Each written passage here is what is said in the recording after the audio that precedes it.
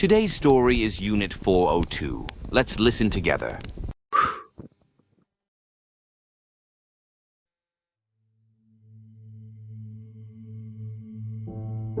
The apartment building looked normal enough in daylight. 7 stories of aging concrete and rust-stained balconies, wedged between sleeker developments in Gangnam's forgotten pocket. But Yunsel knew better. She'd known for 3 months now, ever since Mrs. Park had been carried out on a stretcher, eyes blank, whispering about teaching her son to say her name correctly. The couple emerged from their sedan, mid-30s, professionally dressed but worn at the edges. The woman clutched her purse against her body like a shield. The man's thumb scrolled his phone with nervous, compulsive energy. Mr. and Mrs. Ahn, I'm Yunsel. Thank you for coming on such short notice. The listing said immediate occupancy. Yes, the previous tenant left quite suddenly, all furnishings included. She didn't mention how suddenly, didn't mention the ambulance 3 weeks ago, or the way the paramedics had walked slowly back down the stairs afterward. No sirens, no rush, just the deliberate pace of people who knew there was no emergency anymore. It's quaint. The price reflects the building's age, but the structure is solid. The unit itself is quite spacious for the area. The elevator groaned as they stepped inside, cables protesting with sounds like something breathing. In the cramped space, Yunsel watched Mrs. Ahn's hand settle on her stomach again. Protective, unconscious, brief. Pregnant, then. 4 months, maybe 5. That explained the urgency. That explained why they'd agreed to view an apartment in this neighborhood. In this building in Unit 402. What happened to the previous tenant? Yunsel kept her eyes on the ascending numbers. Natural causes. She was elderly. Not technically a lie. The coroner had ruled it heart failure, had carefully avoided mentioning the deep scratch marks on the inside of the bedroom door, had chosen not to speculate on why an 80-year-old woman would claw at wood until her fingernails split and bled, until the tips of her fingers were raw meat and splintered bone. This way, Unit 402 is at the end. Keys jingled in Yunsol's shaking hand, barely noticeable. But there, she wondered if the Ahns could hear it. The door opened smoothly, revealing a surprisingly well-maintained apartment. Afternoon sunlight streamed through gauze curtains, making everything look soft and safe.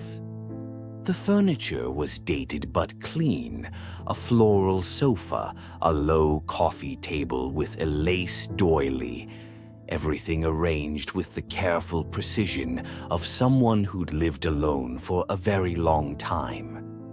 Oh, it's actually quite nice. Her voice carried genuine surprise and relief. She moved through the living room, running her hand along the sofa's back, already imagining their life here. Already seeing the baby carrier by the door, the high chair in the corner, the normalcy they desperately needed. 2 bedrooms. Yes, the master is through here. A door opened somewhere in the apartment, not the one Yunsol had touched, but another. She felt it more than heard it. A change in air pressure, a shift in the apartment's breathing. What about the second bedroom? Unsol's practiced smile faltered. It's just down the hall, though it's quite small. More of a storage room, really. Not suitable for... We'd like to see it anyway. Of course they would. Yunsol led them back into the hallway, past the bathroom with its deep tub and rust stains that looked too much like dried blood, to the door at the far end. Her hand hesitated on the knob. Behind her, Mrs. On shifted her weight, breathing a little harder now, the baby pressing on her lungs. Or maybe something else making it difficult to breathe. The room was barely 6 feet square. A single window covered by a roller blind drawn completely down, blocking all light. The walls were covered in children's wallpaper, faded yellow ducks marching in endless rows, their painted eyes following anyone who entered. In the corner sat a wooden chair, child-sized, facing the wall, and on it rested a cassette recorder, the old-fashioned kind with actual tape reels, visible through yellowed plastic. That's... Why would someone put children's wallpaper in here? The previous tenant had grandchildren who visited. This was meant as a playroom. Another technical truth. The old woman had mentioned grandchildren once. 2 of them, a boy and a girl, though no one in the building had ever seen them visit. Though when maintenance had checked the apartment after Mrs. Park was taken away, they'd found child-sized handprints on the inside of this room's walls, small palms pressed against the surface. From the inside, dozens of them, hundreds maybe, all at the same height, as if a child had been running along the walls, pressing and pressing and pressing, trying to find a way out. What's with the tape recorder? He reached for it. Yunsol's hand shot out faster than she'd intended, grabbing his wrist hard enough to hurt. Please don't touch that. I haven't inventoried everything yet. Legal reasons. Mr. On pulled back, frowning. But Mrs. On was already retreating into the hallway, one hand on her stomach, one hand on the wall to steady herself. Her face had gone pale. Can we see the kitchen? The door closed with a heavy thunk that sounded too final, too much like something being sealed away.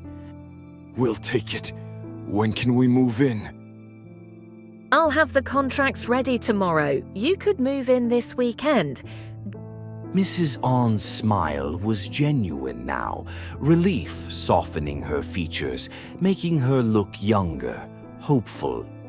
Yunsel felt that familiar twist in her stomach, the same feeling she'd had when showing the apartment to Mrs. Park, to the college student before that, to the young couple before them, to all the others who'd signed leases with hope in their eyes and left with nothing but trauma and unpaid rent. There is one thing. The building has quiet hours after 10 p.m. The walls are quite thin. Not a problem. We're both early sleepers. Unsol nodded.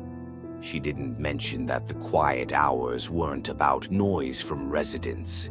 Didn't mention that the building manager had instituted them after the 3rd tenant complaint, after it became clear that something in Unit 402 became more active when people were awake to hear it.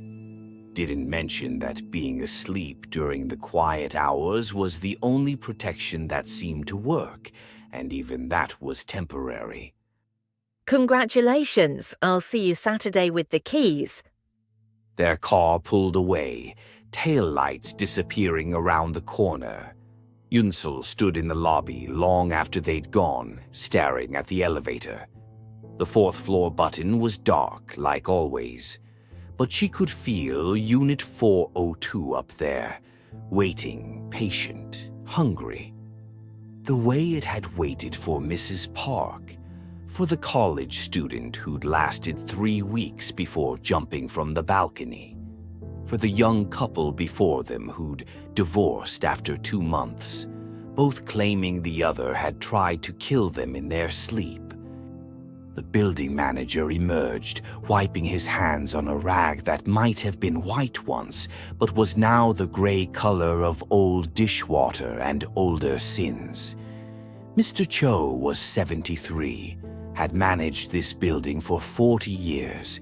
His face was weathered leather, eyes permanently tired, the look of a man who'd seen things he couldn't unsee and had learned to live with them anyway. You rented it again. Not a question. He'd been watching from his basement office the way he always watched, the way he'd been watching for 40 years. They need it. She's pregnant.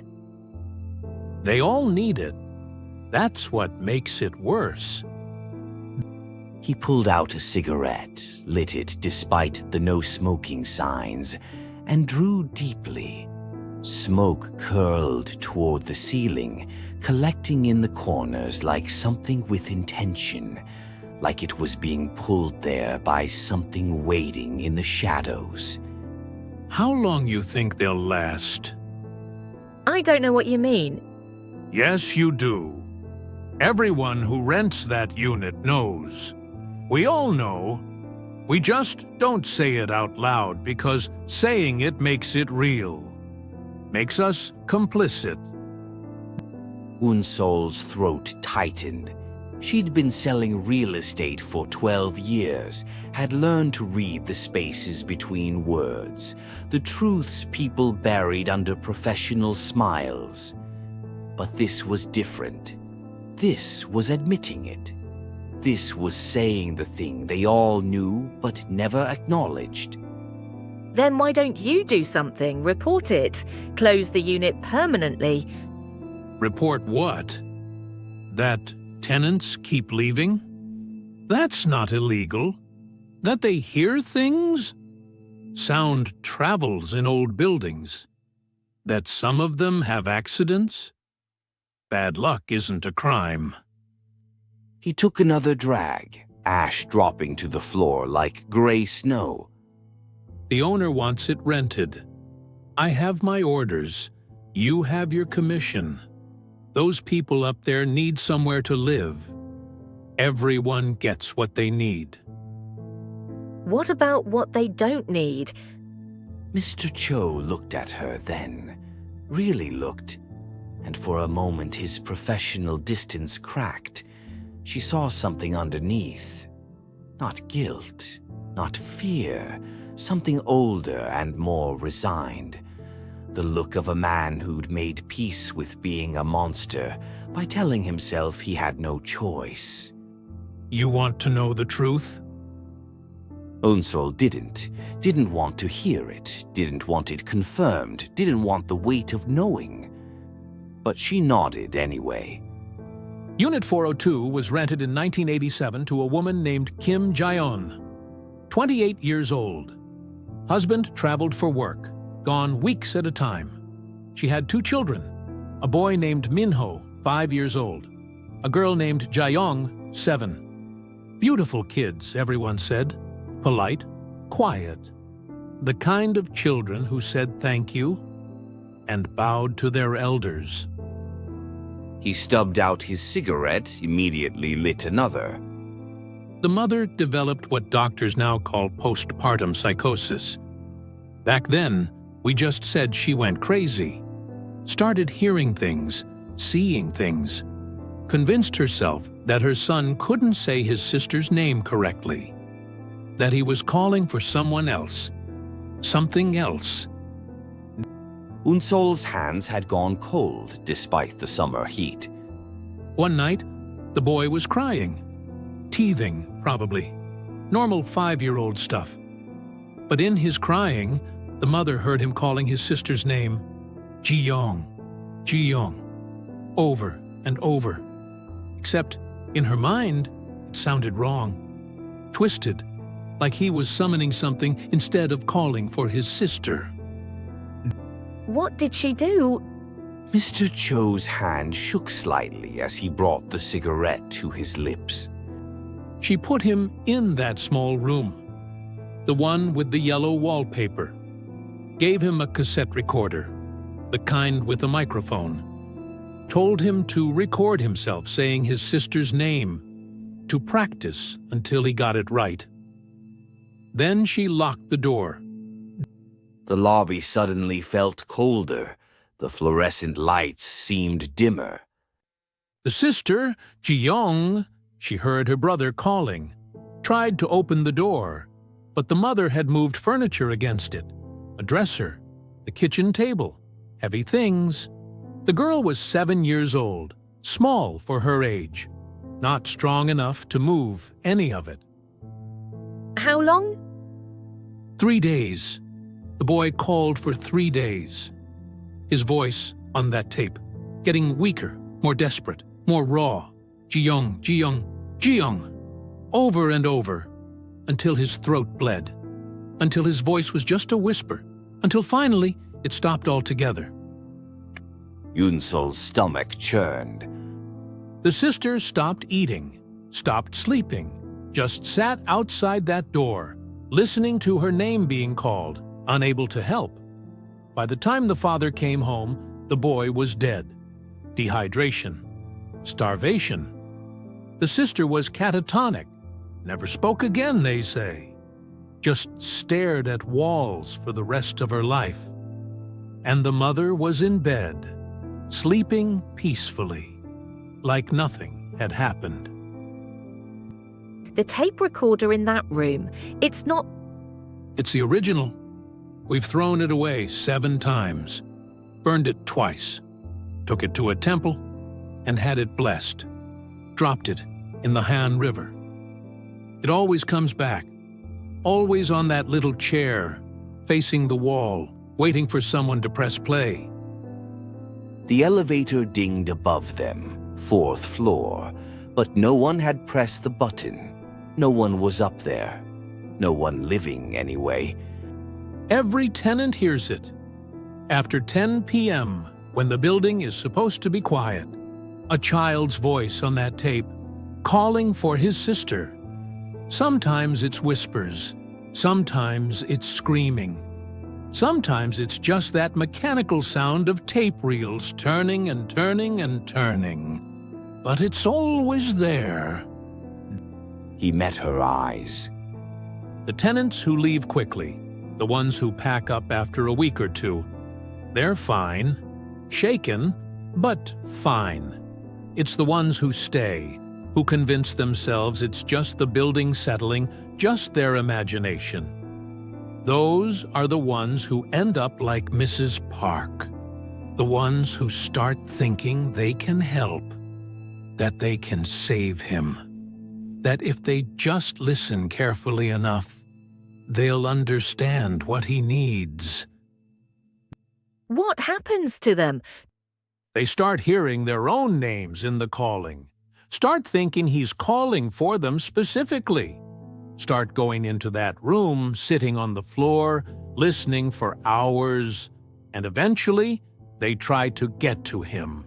Try to tear down the walls, tear down themselves, because they can hear him inside the walls, you see, behind the plaster, in the wiring, trapped forever, still calling for his sister who couldn't save him.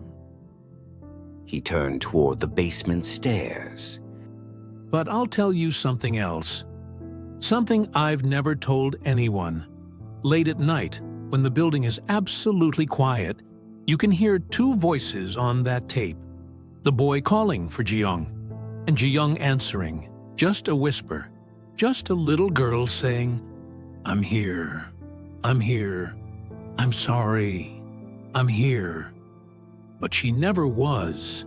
And now they're both trapped in that room, calling to each other, never quite connecting. Forever. The basement door closed, leaving Onsol alone in the lobby. Saturday came too fast and too slow at the same time.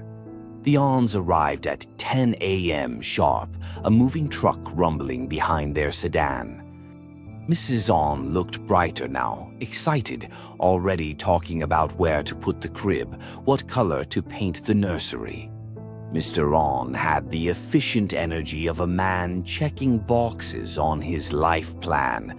Apartment, then baby, then everything else would fall into place like dominoes. Here are your keys. The building manager's office is in the basement if you need anything. Thank you so much. You don't know what this means to us. We've been looking for 3 months. Everything else was either too expensive or too far from my husband's work or just wrong somehow. But this place feels right. It feels like we could be happy here. Unsol's chest tightened. Mrs. Park had said almost the same thing, had stood in this same lobby with that same hopeful smile, carrying boxes up to Unit 402, talking about fresh starts and new beginnings. Unsol helped them carry boxes for the first hour, partly from politeness, partly from guilt that sat in her stomach like something rotten. The apartment looked better with their things in it, more alive, more normal. Mrs. On hummed while unpacking kitchen items.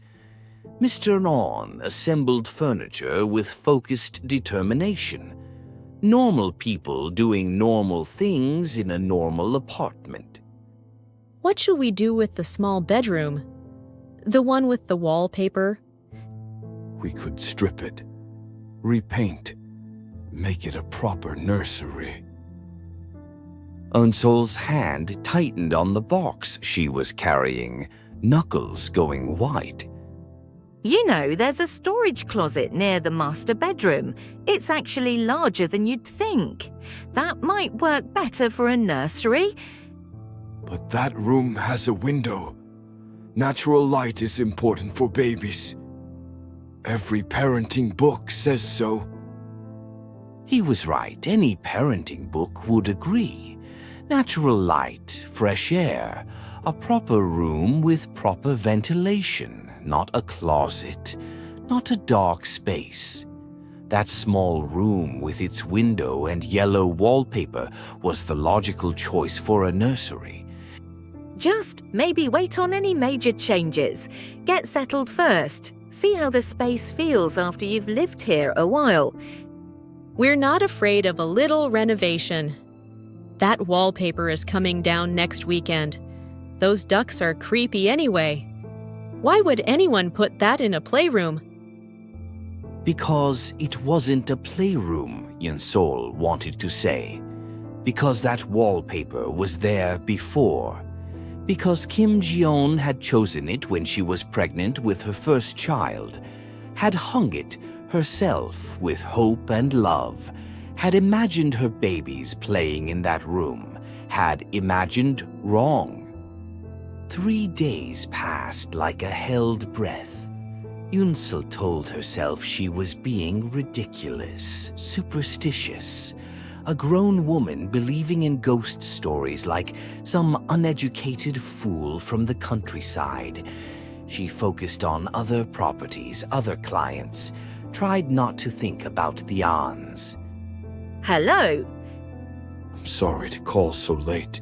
I know it's not really your responsibility anymore, but do you know anything about the building's sound insulation? His voice was carefully controlled, too controlled. The voice of a man trying very hard to sound rational, to sound normal, to sound like he wasn't terrified. The walls are thin. I mentioned that during the viewing. Right, yes. It's just, we keep hearing something. From that small bedroom, the one with the wallpaper. Unsol's bedroom suddenly felt very cold, despite the summer heat. What kind of something? It sounds like, I know this will sound crazy, it sounds like a tape recorder. Playing. Old-style tape reels turning. But there's nothing in that room. We checked, multiple times.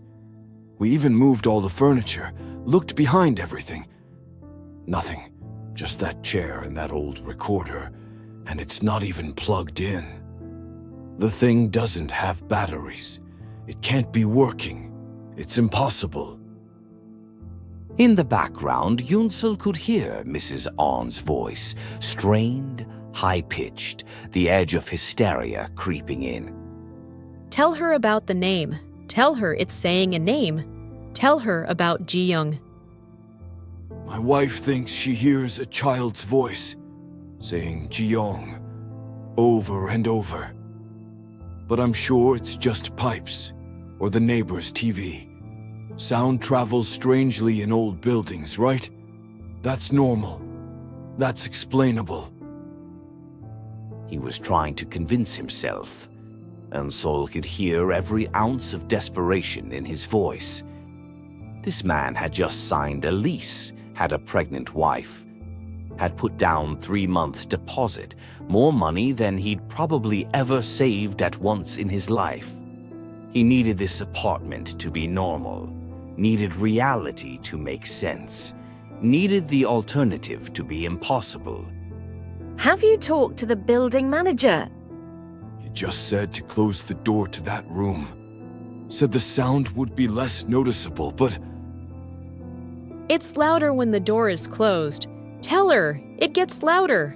Like whatever's in there knows we're trying to block it out, and it's angry about it. There was a muffled sound like the phone being covered. Voices arguing, one desperate and pleading, one trying to stay calm, both failing. Then Mr. On came back on, his careful control cracking like ice over deep water. look, we can't break the lease. We put down everything we had. My wife is 5 months pregnant now.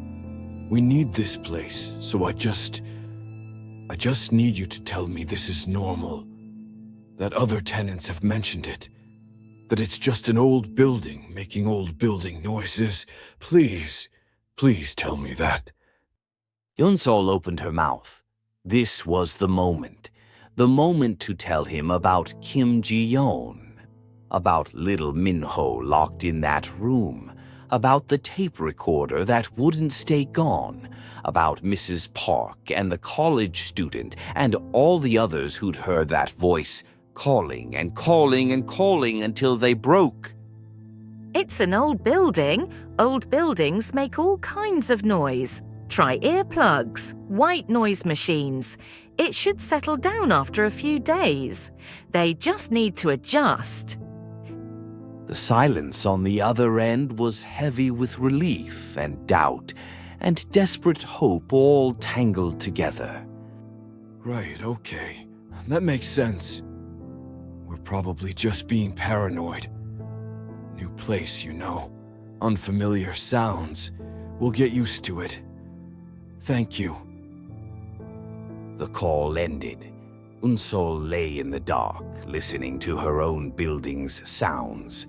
Normal sounds, explainable sounds, sounds that didn't mean anything at all. A week passed, then another. Yunsol drove past the building twice, slowing down both times, looking up at Unit 402's windows. Lights on, life continuing. Maybe they'd adjusted. Maybe the sounds had stopped. Maybe this time would be different. Yunsol, this is Mrs. An. I need someone to hear it. My husband says I'm being paranoid, that it's pregnancy hormones, that I'm imagining things. But I'm not. I'm not crazy. There's a child in that room. I can hear him calling. He's been calling for so long, and no one's helping him, and I need someone else to hear it, to tell me I'm not losing my mind. Please, please call me back. Unsol deleted the message, turned off her phone, spent the day showing properties to other clients, smiling her professional smile, talking about square footage and good schools and investment potential. The address wasn't mentioned, but Unsol knew. The same way she'd known when the phone rang at 11:47 that first night. The same way she always knew. She's at Seoul National. psychiatric ward.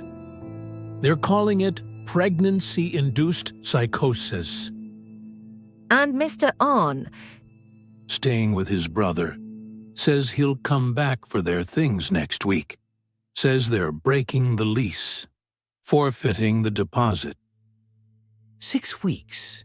They'd lasted 6 weeks. Longer than the college student, shorter than Mrs. Park.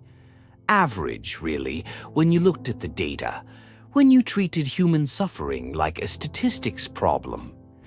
what happened? Same thing that always happens. The sound got worse, more insistent. The husband could ignore it, convinced himself it was pipes or neighbors or tinnitus. But the wife, she couldn't stop hearing it. Started going into that room, sitting on the floor, listening. Said she was trying to understand what the voice was saying, what it wanted, who it was calling for. He leaned on his broom, looking every one of his 73 years. 2 nights ago, she started screaming that there was a child locked inside the walls, that she could hear him dying, that someone had to let him out before it was too late. She tore down half the wallpaper with her bare hands, then started clawing at the plaster underneath, kept screaming that she could see him, that his hand was pressed against the inside of the wall, reaching for her, begging for help. Was there anything behind the wallpaper? Just walls, just plaster and wiring, and the same structure that's been there for 37 years. But she swears she saw something. A shadow. A small shape moving inside the wall. Her husband thinks she hallucinated it. He met Unsol's eyes directly for the first time in years. But I had maintenance check that wall this morning. Standard procedure after any tenant incident. And there are impressions in the plaster. Small ones, like a child's hand. Pressed from the inside. Dozens of them. In a line. Like something small was running along the inside of that wall.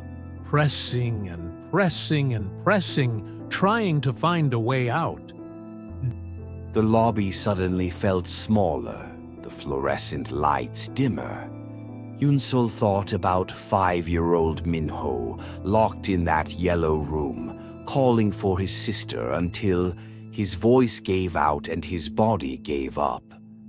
Thought about 7-year-old Jeopdong sitting outside the door, listening to her name being called, unable to help. Thought about how that kind of anguish doesn't just disappear, how it calcifies, how it becomes something that waits. I could have warned them, should have warned them. Would they have believed you? Would you have believed you if you were desperate enough?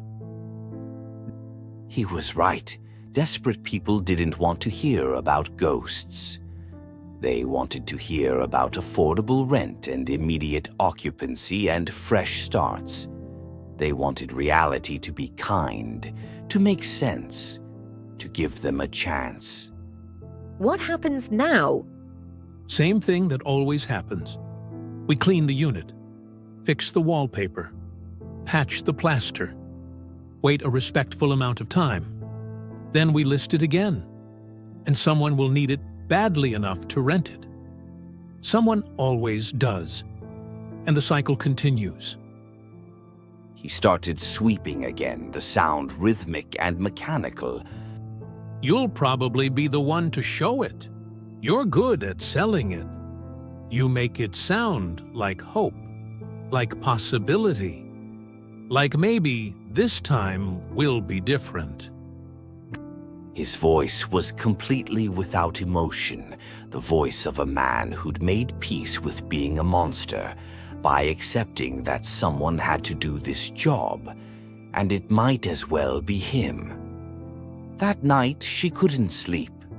Couldn't stop thinking about Mrs. On in the psychiatric ward, probably still screaming about the child in the walls. Couldn't stop thinking about her own daughter, safe in university, who called twice a week and complained about professors and classmates and never knew how her tuition was paid. The apartment was dark, abandoned, already taking on that empty smell of places where life has ended. The On's furniture was still there, boxes half unpacked, everything frozen mid-scene like a photograph of a disaster. A coffee cup on the counter, contents long cold. A jacket draped over a chair. A pair of baby shoes, tiny and perfect, sitting on the coffee table. The door opened into darkness that seemed too deep for such a small space. The single window was still covered, the blind drawn completely down. In the corner, she could just make out the shape of the small chair, and on it, the tape recorder. The sound of tape reels beginning to turn, mechanical, precise. The sound of magnetic tape sliding past recording heads that shouldn't work, in a machine that had no power, that had been destroyed and discarded and burned and thrown into rivers and always came back. Jeopdong.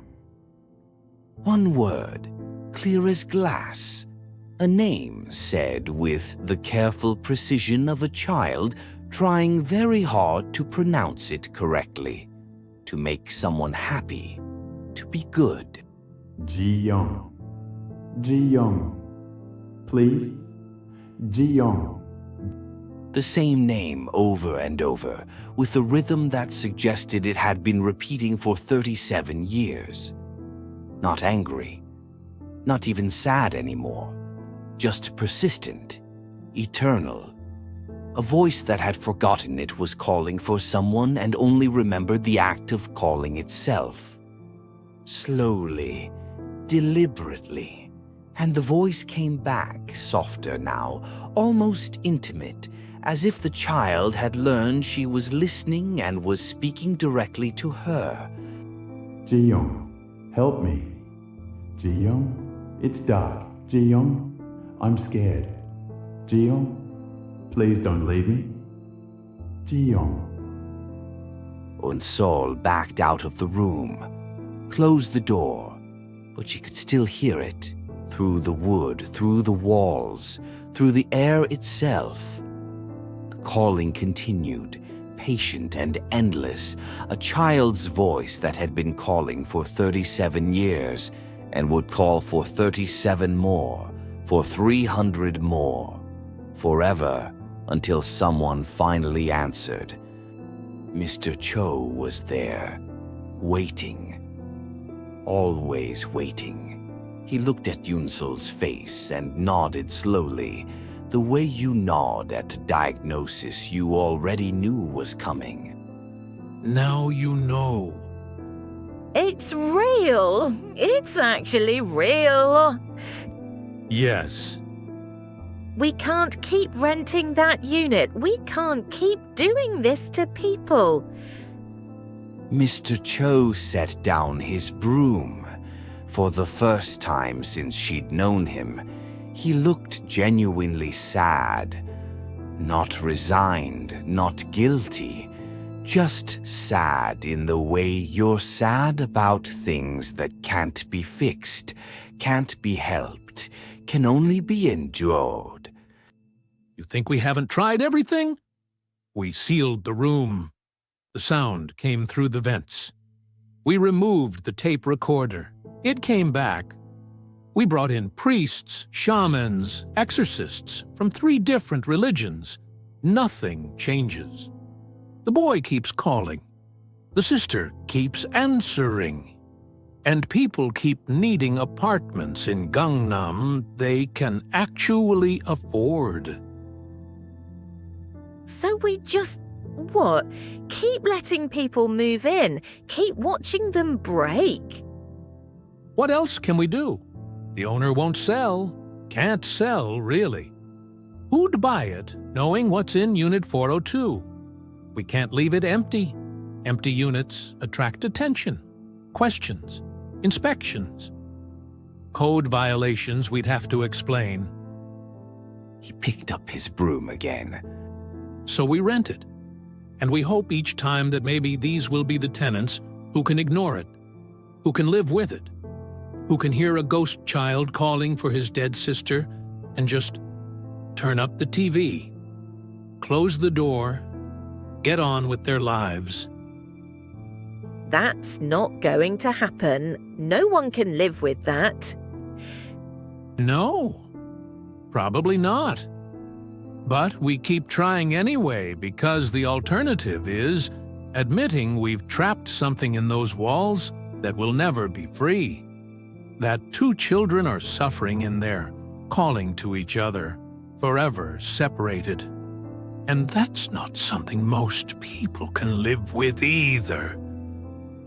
He looked at her then, really looked, and she saw the full weight of 40 years in his eyes. So we become monsters who pretend we're just doing our jobs.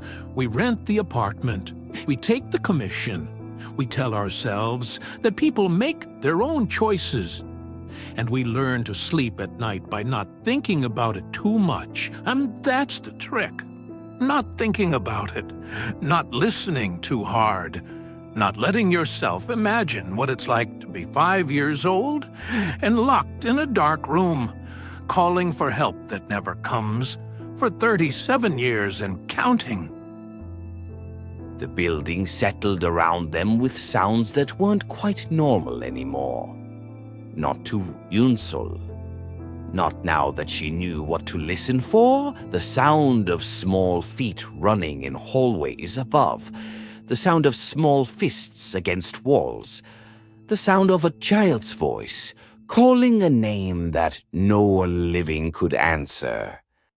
3 weeks later, a young couple came to her office, fresh out of university, just married. He got in his first job at a tech company. She was pregnant, just 2 months barely showing. They'd been looking for an affordable apartment for weeks. Everything was either too expensive or too far from work or too small for a family. I think I have something that might work for you. It's in Gangnam, surprisingly affordable for the area. Immediate occupancy, fully furnished. The previous tenants left quite suddenly. The young man's face lit up with relief.